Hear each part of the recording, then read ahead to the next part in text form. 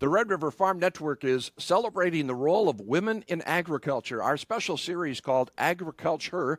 It is made possible by the good folks with the Minnesota Soybean Research and Promotion Council, the Minnesota Corn Growers Association, North Dakota Corn Research and Promotion Council, Ag Country Farm Credit Services, and Van On and Company. And we're pleased to have with us our guest, Erica Olson, farms with her husband Craig in that Colfax area of North Dakota, also the manager of market development and research with the North Dakota Wheat Commission. Erica, a pleasure to have a chance to connect with you. Yes, thanks for having me, Don. So let's start by an introduction. You grew up on a farm. Tell me about that experience. Yeah, so I grew up in North Dakota. Our farm was in the northern part of the state. Mohall is my hometown.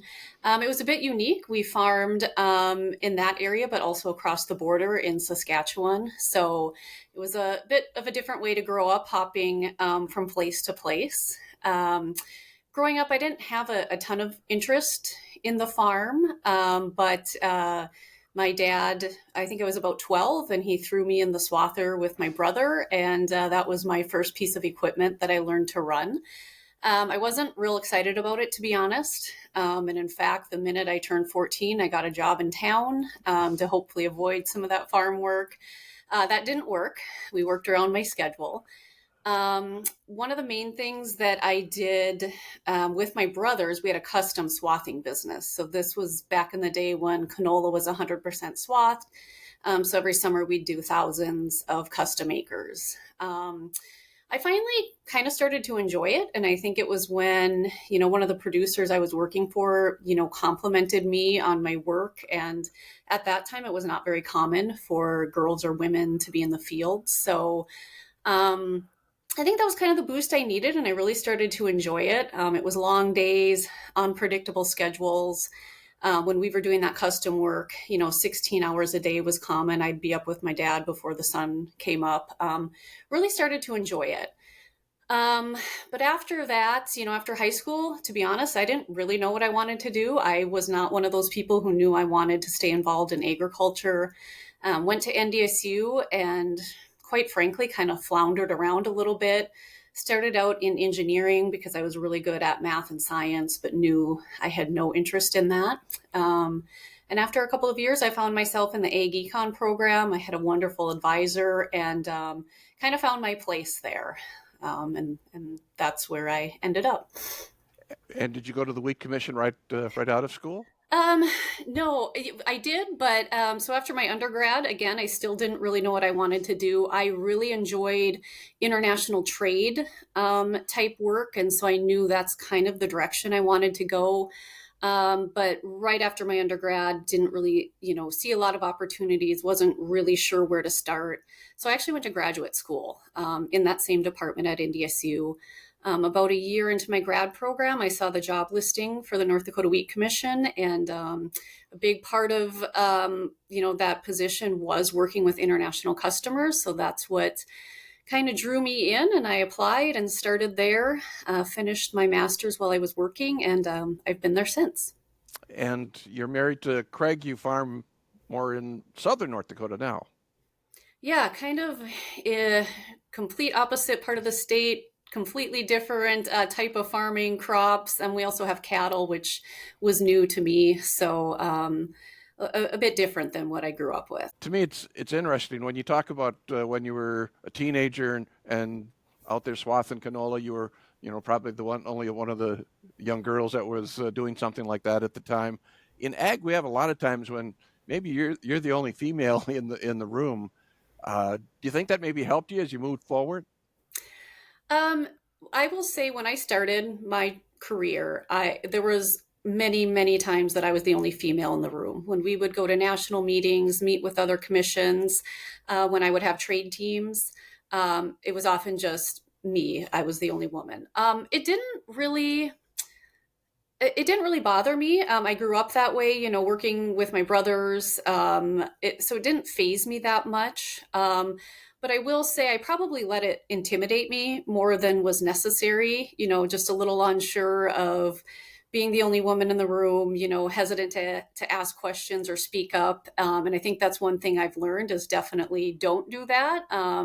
Even though there's more women in the industry now, everybody that I worked with, they were great to work with, very supportive, very encouraging. I definitely didn't feel like an outlier in that room. They welcomed me, but it was a bit unsettling, the first couple of times realizing you're the new person and the only woman in the room. So I think for all of us, when you're starting out, there's just that anxiety, and there's a lot of big personalities in this business. yes. And a lot of people that have been around a long time and have way more experience, when you're first starting out. So what's a typical day for you? Obviously, farm, family, and the job itself. Yeah, so we do have 4 kids. So obviously get them off to school to their activities. My day at the office really varies. That is one of the things that I really like about working for the Wheat Commission is there's a lot of different things. During the summers, we're hosting a lot of trade teams. So it's lining up visits for them, providing educational meetings for our international customers. This time of year, we have a research meeting coming up. So it's going through all of the research proposals, putting that agenda together, working with the researchers to get that in line. Day to day too, just watching the markets, keeping up with that is very important because we do provide some market commentary, producer meetings, etc. So keeping up with the news is definitely a big one.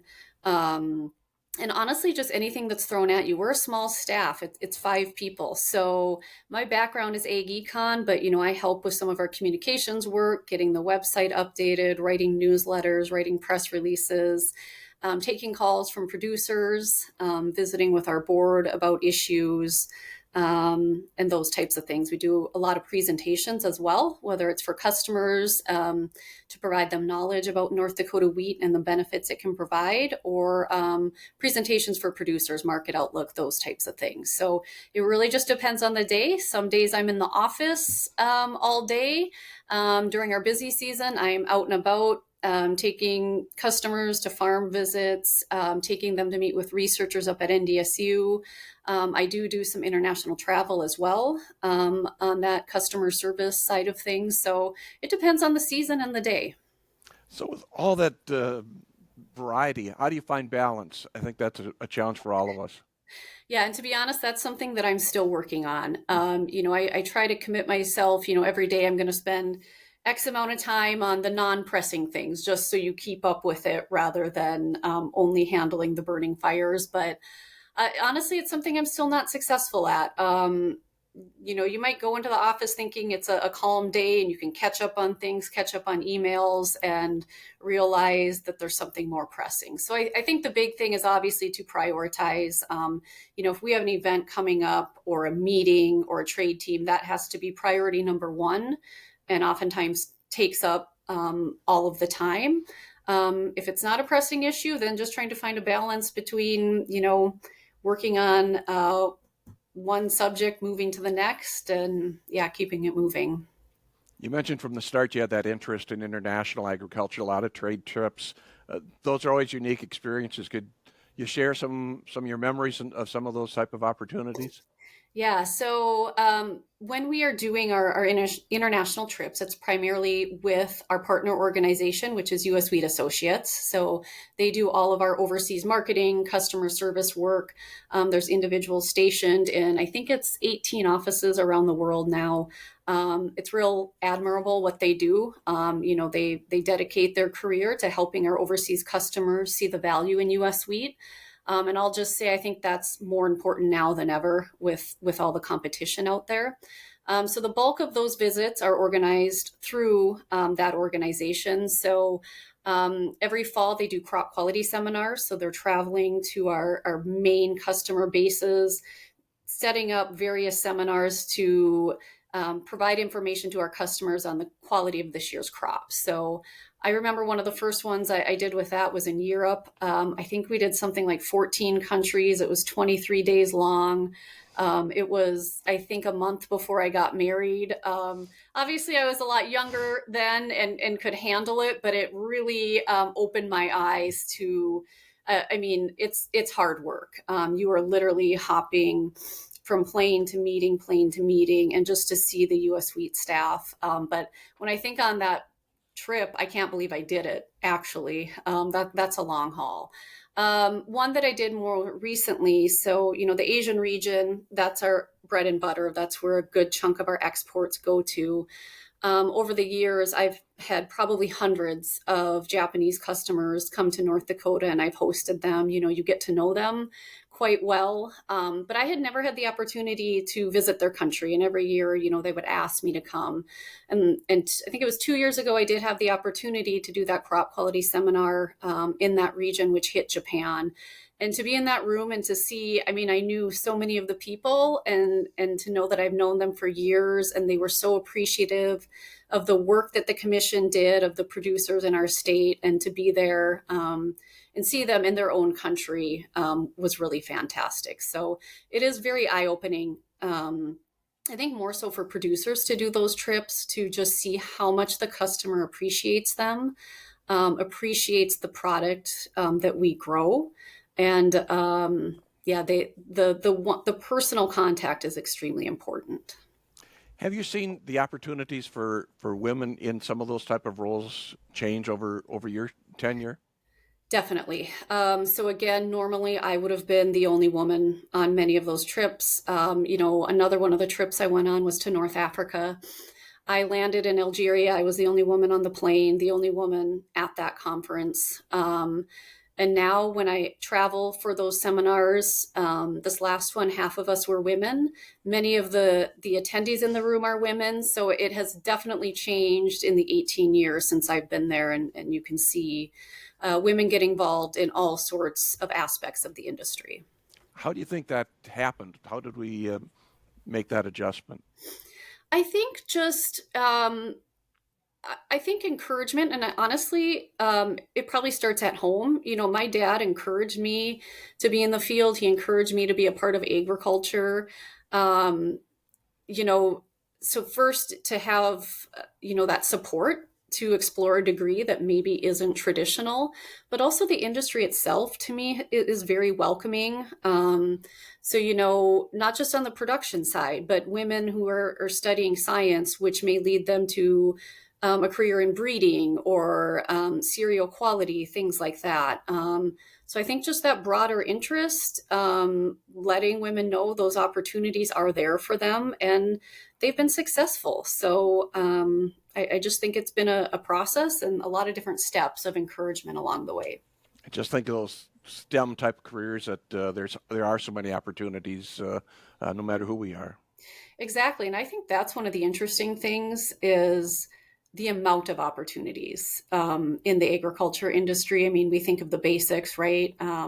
Farming, commodity marketing, working for an elevator, a chemical company. But boy, you can get into some of those very high-tech careers, precision agriculture, into some of the in-depth scientific type careers. And it's a wide opportunity base.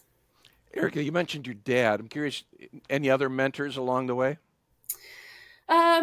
My dad and my brothers, of course, were very encouraging. I would say when I was getting my undergraduate degree, like I said, I kind of just landed in that department. I had a wonderful advisor, Dr. Cheryl DeVise, that really encouraged me throughout that process and through some of the internships that I took on. I would also say that the staff that I work with, again, we're a small office. There's 5 of us. I've been there 18 years, but many of them have been there much longer than me. So having that knowledge, but also very supportive to just push me out there. And, I was the first woman in this position and let me do it and encourage me along the way has been great. I've also met other women in the industry, that have encouraged me along the way. We can compare stories. One former scientist at NDSU, Dr. Shania Simsek, we had somewhat similar situations. She also had 4 kids, but was very successful in her career, and just having some conversations with her was beneficial. So, not one particular person, but I feel like along the way, there's been a lot of encouragement. We all need that network. Even just someone that represents that shows us that there is a path forward. Yes, exactly. Any advice you'd give? I'm always looking at young women coming into this business of agriculture. Any thoughts you'd have for those folks? I would say just go for it and don't hesitate for any reason. And almost everyone's going to be supportive. Don't be intimidated. Ask the questions, join the conversation, expand your knowledge. That's one thing that I was more hesitant about. So I think it took me a little bit longer to get more comfortable in my career. But that would be the big thing is just go for it and, don't be afraid to insert yourself right away to get more knowledgeable about your particular industry. Fantastic. I think we could go on forever, but I sure appreciate you sharing your thoughts with me today. Yes, thank you. This was great. So much pleasure having a chance to connect on a different level. Erica Olson with us, again, farmer, also with the North Dakota Wheat Commission. As we celebrate women in agriculture, it is our special series we call Agriculture.